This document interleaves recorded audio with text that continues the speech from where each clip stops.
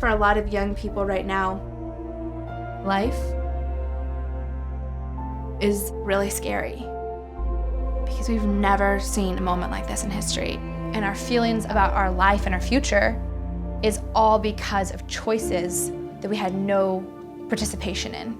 And so the plaintiffs joined this case because we all know who's to blame and what needs to be done.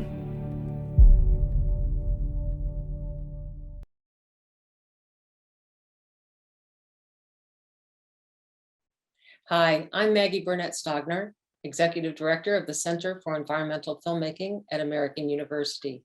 I also direct CEF's Impact Media Research Project funded by HHMI Tanglebank Studios. And it is my great pleasure to introduce Olivia Ahnemann, who's the producer, and Christy Cooper, director and producer of the powerful film Youth versus Gov. Congratulations on your incredible film and for being selected for the 2021 Jackson Wild Special Jury Impact Campaign recognition. Let's start out with just a brief description of what the film is about and why you chose this particular story to tell. Yeah, this film is about young people really taking their future into their own hands or taking action to protect their future. I chose to work on this film. I had been working with young people who were suing their state governments since 2011. And it was kind of my introduction into working with young people and telling stories about climate litigation and using the judicial system as a branch of pushing climate justice forward. So when this case was filed in 2015, it was an opportunity for me to dig deeper into these stories and to tell it in a long format. I had already built a lot of these relationships and was kind of well positioned to continue doing so. And I was really struck by the power of this lawsuit and the power of the youth voice. And I think working on the previous shorts that I had done with them had really shown me how much they can really influence decision makers and judges and, powerful people by simply through their innocence and their experiences of, they're without all of the political blinders. They really see the world very black and white and right and wrong. And I was very moved by that. Olivia, do you want to add anything?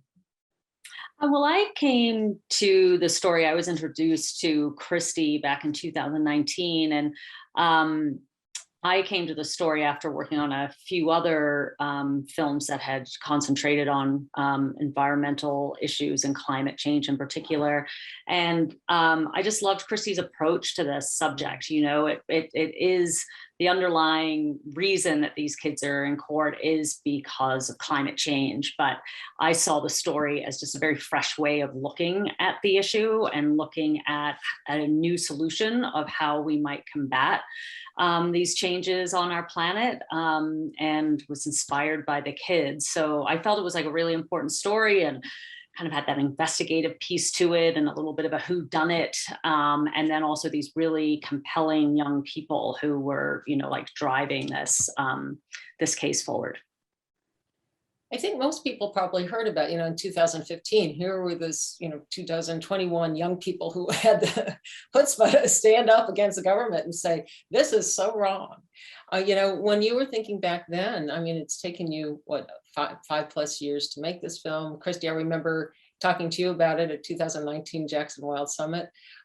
Did you know from the beginning that, one, it was going to take this long, and two, that you really had a vision for the impact campaign that you created today?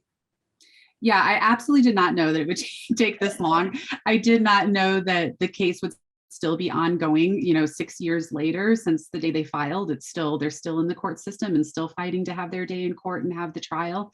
I did, however, know from the very beginning that an impact campaign would be attached to this. This was always my objective from the beginning, was to share a story that had the potential to change hearts and minds and policy.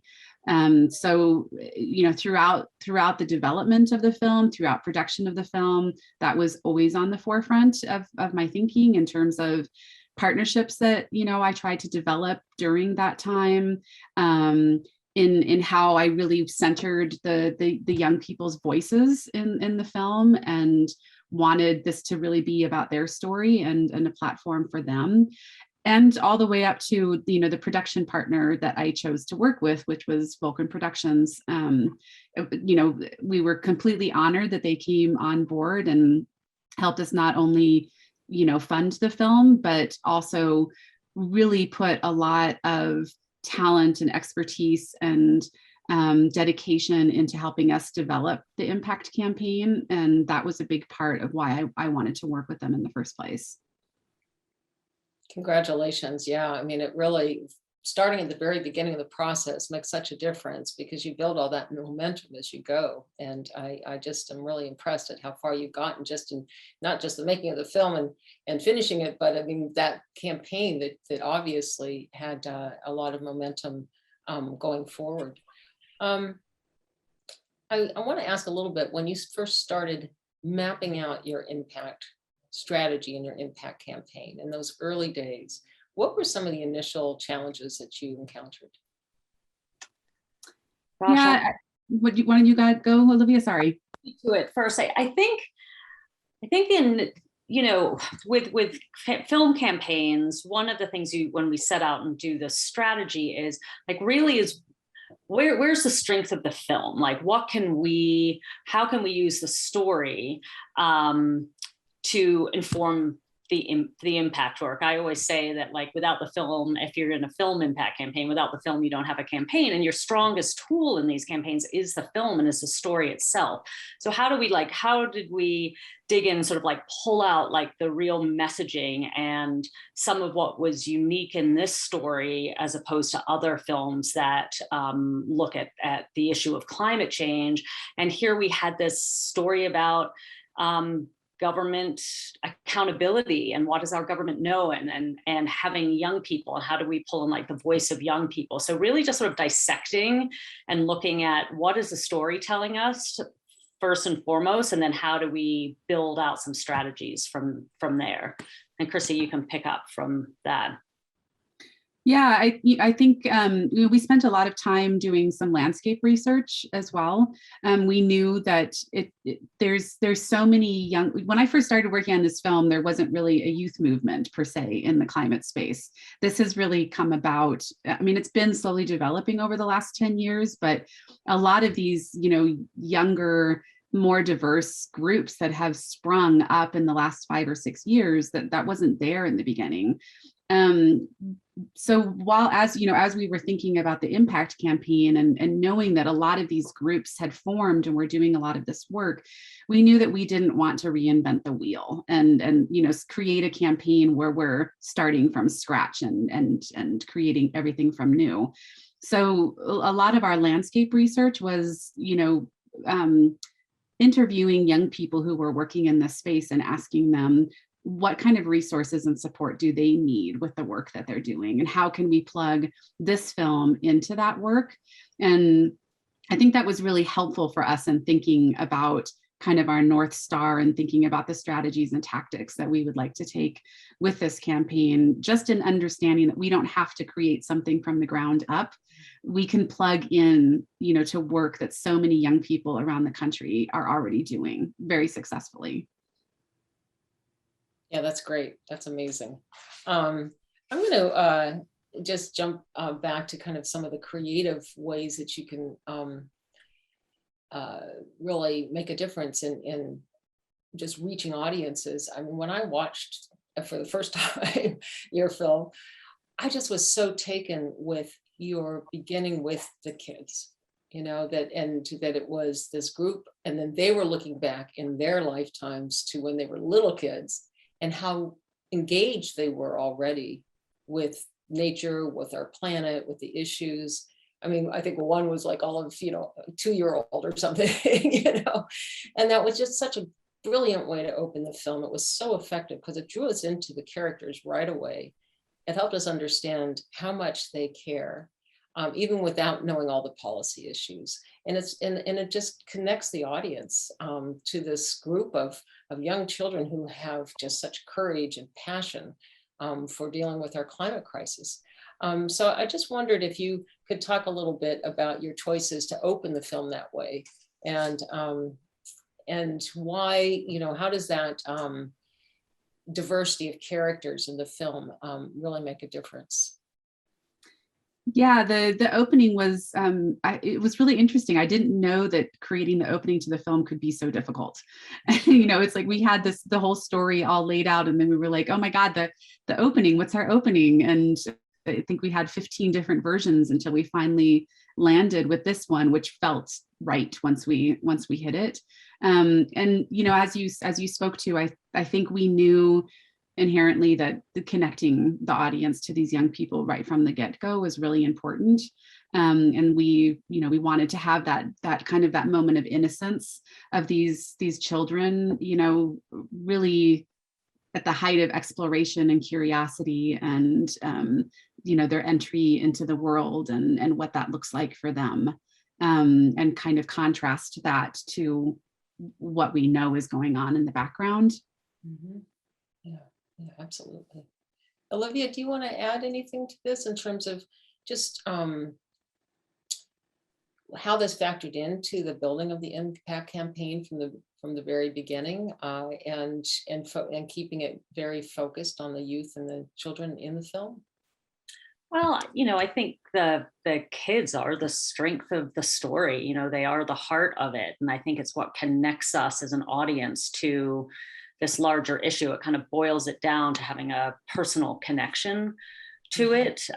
So from an impact campaign, I think some of the diversity of the kids too, and where they're from, and then understanding that this is happening in places all over the US and all over the world. So from an impact campaign standpoint, like right in our story, we have young people that are living through extreme droughts, who are living through wildfire danger, who are living in areas vulnerable to flooding because of extreme storms, to hurricanes, to glacier melt and snowpack melt up in Alaska with our plaintiff Nathan up there. So not only the diversity of themselves and their ages and their backgrounds, and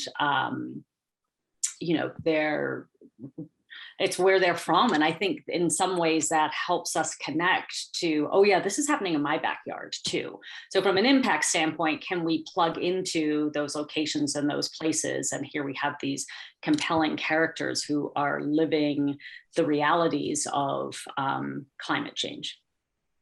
Yeah, and I also wanted to say that I think when you watch the film, you see the incredible diversity of these plaintiffs, and that wasn't something that was set up or that we created. That was literally the true reality of who's impacted by climate change, and these young people are from very diverse regions of the country, with very diverse backgrounds: Indigenous kids, kids of color, farm kids, city kids, and I think that really speaks to the global issue that we're facing, that young people are facing.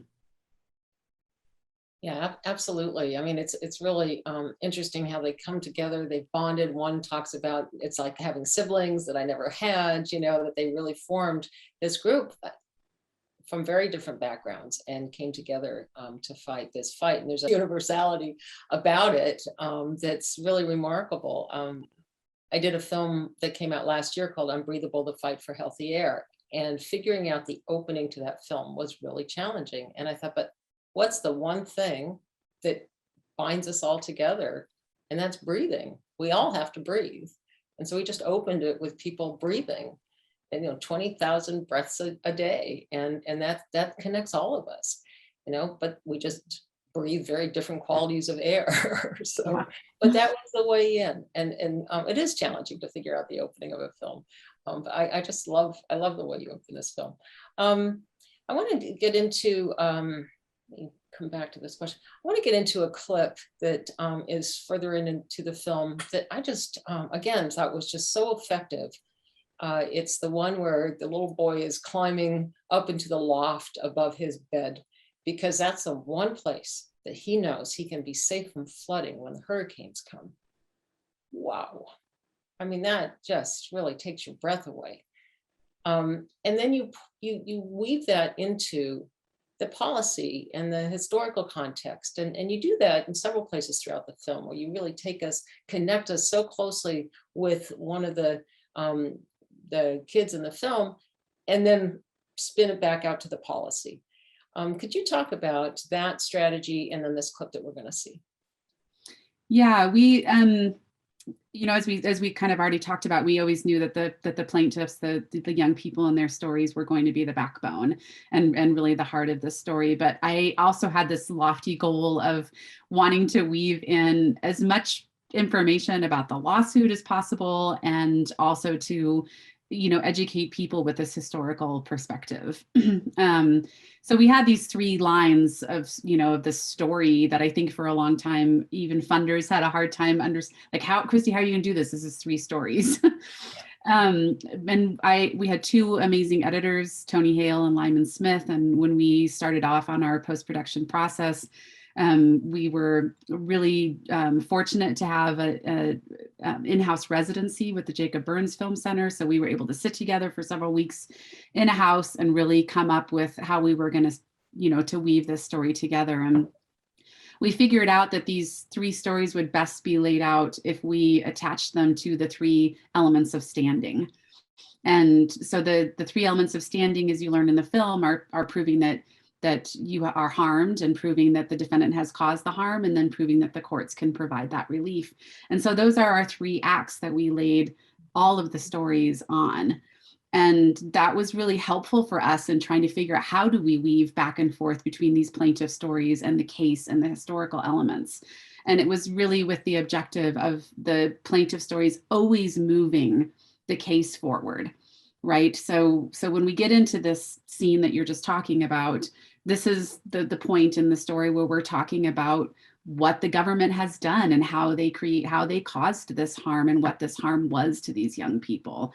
And we thought it was most effective to always be attaching that back to the plaintiffs and their personal harms that they are individually experiencing because of the climate crisis. Yeah, now we can open up our shutters and all that. Let's go. My bed's fine, my room's fine, don't judge it. This is my shelf. This is my all-time favorite place to go. When I was scared because there was the hurricane, I came up here, and this is where I felt safe. It's because I knew if it flooded, that it couldn't wreck anything here and everything. So I knew that I could trust this area right here.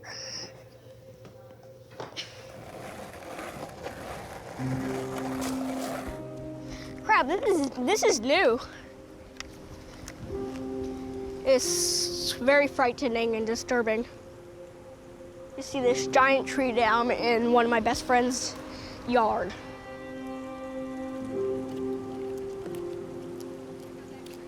I've lived with the hurricanes my whole entire life. And even though it's reality, it's really scary.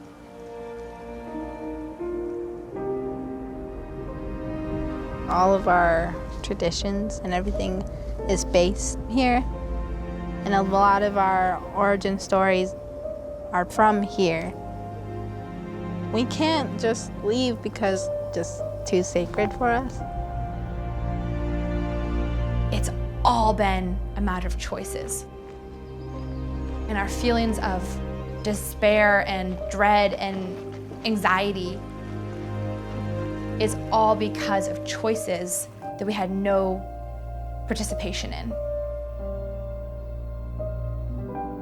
Everything could have changed, like really before I was born. I was born in '71. I think 1971 will be known as the year of action for the future generations of America. The history of this whole period has got to be the saddest story ever told. This huge failure to rise to the moment I think it's the greatest dereliction of civic responsibility in the history of the Republic. When I look back over that period of time, I think in some sense I've failed to accomplish what I wanted to accomplish. So I'm very gratified that somebody can make use of my documents.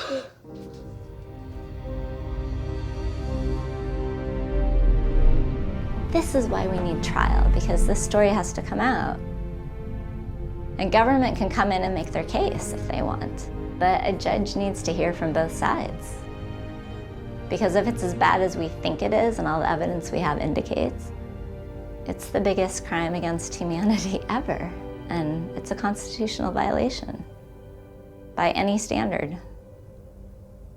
Yeah.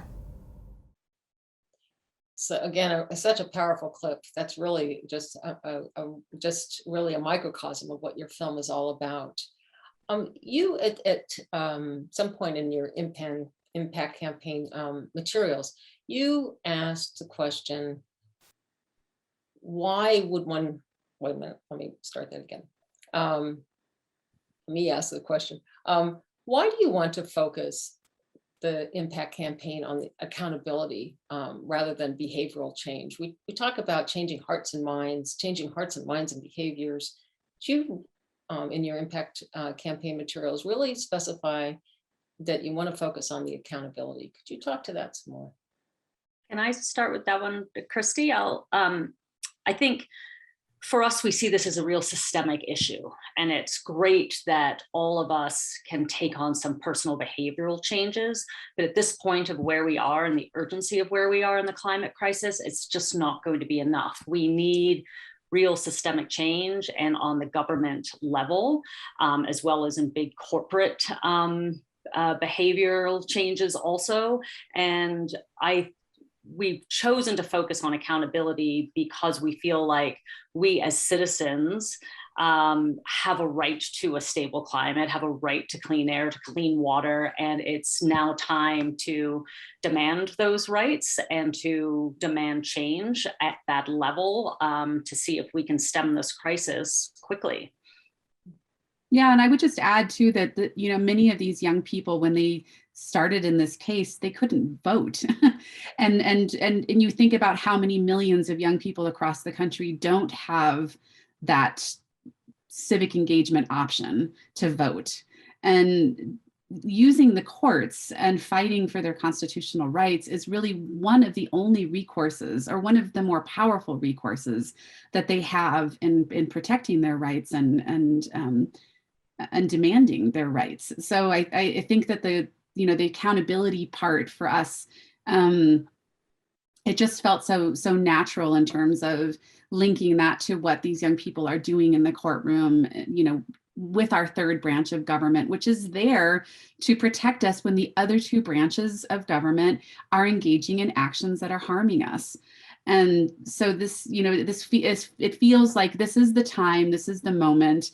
It's, as Olivia said, the personal behaviors and responsibilities, that's all important. We should all be doing that for our own health and well-being and quality of life. But at some point we have to move away from the whack-a-mole approach and really go to the beef and to the heart of what this is. And this is all because of government choices and subsidies and support and allowing the fossil fuel industry to continue to develop and build infrastructure and put all of these taxpayer resources into this fossil fuel economy, which is just destroying our planet. We come from all corners of the United States, from really different backgrounds, different cultures, all working together on this. And that's a really amazing feeling. It's kind of nice because I'm an only child to have other siblings that care about all the same things that I do. So people are doing completely different things that are also. We can lean on each other. It's like, we're in this together, we understand.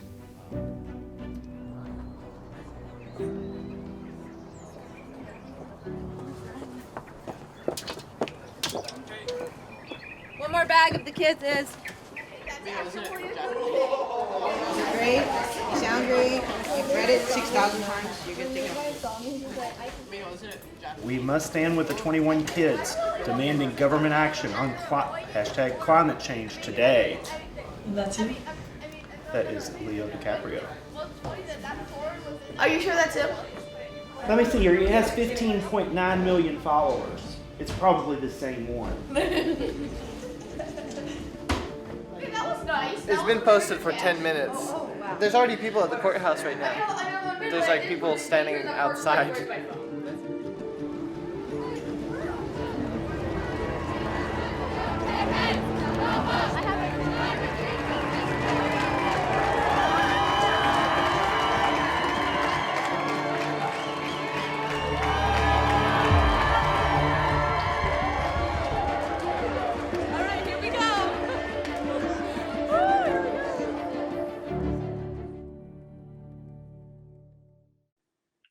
And you talked about this a little bit earlier with the diversity of kids, that wasn't orchestrated by you, that these kids came together from many different backgrounds. What is it about today's youth movement that really is different than the youth movements or any of the climate movements we've seen in the past? I think we've seen in the last, 5 years or so, the intersectionality of the climate justice issue. And that I think people have a greater understanding today, and young people have brought that to our attention, that climate justice is about racial justice, it's about economic justice, it's about health. It's about so many more issues than simply looking at it from an atmospheric issue. And that's something that I've learned from the young people of today, and they have done an amazing job of bringing that to our attention and really putting the focus on that, which is, I think, is a really different perspective than I think how conservationists, environmentalists, climate change activists have looked at these issues for decades. It's been really interesting to look at the different mission statements of all the different youth groups and how consistent that intersectionality message is. It's a really a strong kind of cohesive approach among youth today to really look at the climate movement as something much bigger, as much more of an equity issue. It's exciting. It's exciting to see that. I would say too, what's really interesting to me since working on this film is like truly understanding, I probably for the first time, is how this generation really does think of their future as like very vulnerable. And I didn't experience that when I was growing up. I sort of felt that the future was stable and opportunities would be there. I didn't think about whether or not I was going to be able to have children because I wouldn't be able to bring them into a stable world, or whether or not where I chose to live would be a viable place to live because of climate change. That didn't sort of exist as I was growing up, and understanding from these young people how that's really real for them and what they see and how they view their future and some of the choices that they are going to have to make because of that. Was really humbling for me, actually. I was like, wow, that sort of helped me understand why anxiety levels amongst young people are higher than what I think they were when I was their age. So that was very poignant and quite sad for me too, as a parent of an 11-year-old, to think that my daughter might also, as she gets a little bit older, start, thinking about some of those things and what her future might look like. So I wonder if, that drives what this youth movement looks like. It's because it's so real for them. And they seem so unified in it. It seems like they really are like, hey, we're all in this together. Mm-hmm. It's not each person out for themselves. It's like, we are going to change how we're moving forward on this planet. We're going to all come together, really make it work for everybody. Yeah. That's incredibly refreshing. Yeah. I have a few more questions. Yeah, this was interesting reading through your campaign materials that your goal is to reach over 1 million young Americans. And I suspect you're going to reach many more than that. But How do you set those goals when you start to get into, okay, now we have the film, we know this film is a great catalyst. How do you actually set your milestones, and how do you evaluate and measure them? Yeah, that's a great question. One part of our campaign is also the educational campaign that we have, and we're really excited to hopefully be launching that within the next couple months. But we hope to get this film into as many middle schools, high schools, universities across the country, as well as law schools. We know that we know that the case is already being taught in law schools around the country and in undergraduate environmental policy classes, things like that. So we feel like this film will be a really great tool for educators to link so many topics, whether it's talking about the Constitution or, historical components of our Constitution, historical cases, or it's about environmental policy, or it's about young people and civic engagement. There's a lot of avenues that we feel that we can connect with young people and through the educational system. So that's one route that we're really excited about. And obviously there's ways and methods to track all of that that we're hoping to employ. And we're also really excited to be working. Yes, we want to reach young people. We also want to reach people that are our ages as well, to support those young people in the work that they're doing. That's equally important. We're really excited. Olivia, maybe you can tell them about our partnership with Interfaith Power and Light. Yeah, so Interfaith Power and Light is a nonprofit organization that focuses on environmental stewardship through faith and through interfaith. So we are partnering with them that next April, they have a faith-based climate action week that ties into Earth Day. And they will screen the film around the country, hopefully around 300 screenings in different congregations in all parts of the country, and bring in their youth leadership and encourage congregations to invite youth into these screenings to get involved in local climate initiatives and actions. So through partnerships like the one with Interfaith Power and Light and with other organizations that are on the front lines of climate work, just like Christy mentioned at the beginning of the films, like how can we plug in the film into work that's already going on, and how can we reach audiences through those communities that are already engaged or starting to then get engaged in this issue. And particularly with this film, it's not just climate too, it's like civic. So how can we plug into organizations that are encouraging like civic involvement with young people? And how do we as adults, support kids speaking at town halls, going to the state legislature, writing to their Congress people. So there we have a little bit of an avenue into the issue too through civic engagement. And then the other part of it is through commercial distribution, which we are still working on. That can we find the right home for this film that can encourage larger audiences to watch it as well. Keep me posted. Oh, thank you.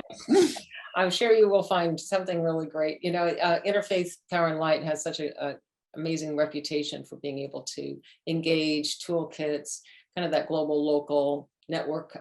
So that's excellent that you're going to be distributing through them, at least for the kind of community town hall kinds of screenings.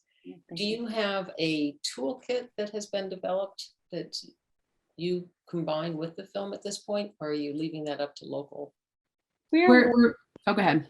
Yeah, we've got right now a sort of a general discussion guide that's based around sort of a school discussion guide.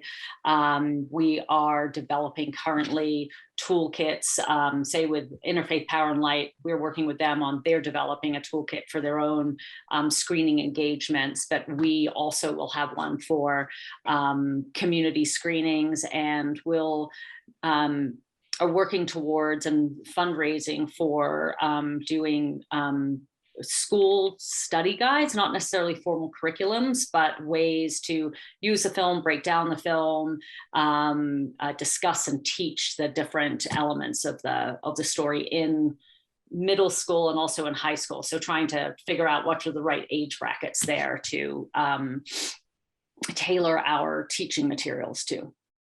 And our Children's Trust, the organization that represents the kids, they have already created I believe it's middle school, high school curriculum focused on the case itself, not on the film, but on the case and the elements of the case.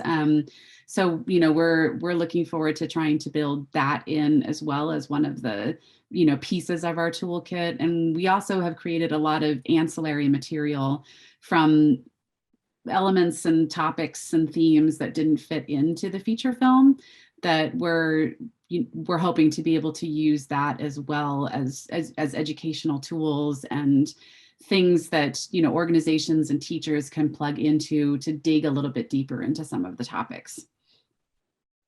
That's every filmmaker's dream, that you can actually take some of the things that didn't make it in and find useful ways to get them out there. This is going to sound corny, but really it's like it takes a village to raise a child. It takes a village to raise the voices of children. And I think all the partnering you've done with different partners is so essential to building that impact and making sure that the film gets out in a myriad of different ways.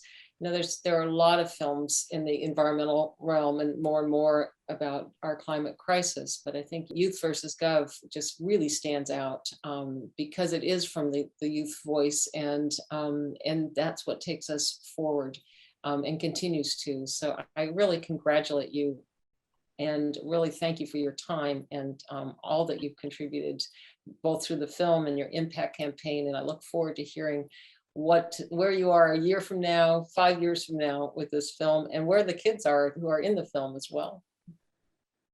Thanks, Maggie, and thanks, Jackson Wild. It's been a real honor to talk with you today about the film, and we're really excited to see where it goes as well. And we're so thrilled to have been recognized for the impact campaign. Thank you so much. I don't think a lot of people realize the effort and time that goes into developing something that you hope is really going to have some real impact in the world. So thank you very much for recognizing that and for including us in Jackson Wild Awards.